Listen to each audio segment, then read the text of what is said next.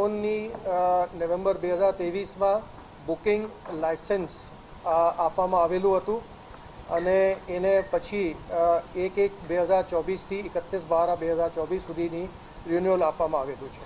પરવાનગી લેવાની હતી એ પરવાનગી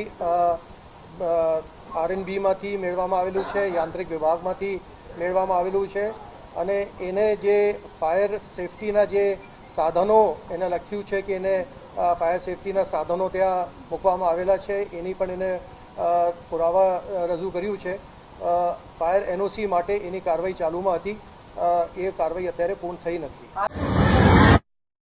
આરપી ગેમ ઝોનમાં ફાયર સેફટીને લઈને મોટા સમાચાર. ગેમ ઝોનના સંચાલકોએ પોલીસ સમક્ષ રજૂ કર્યા ફાયર સેફટીના પુરાવા રૂપે સંચાલકોએ આપ્યા ખરીદીના બિલ, તેવું પોલીસ કમિશનર તરફથી કહેવામાં આવ્યું.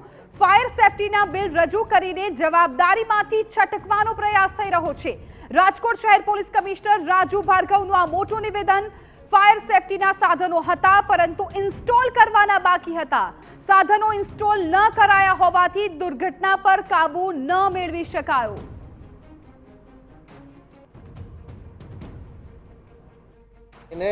એને જે કાગળો રજૂ કર્યા છે એમાં ફાયર સેફટીના સાધનોના બિલ બધા રજૂ કર્યું છે.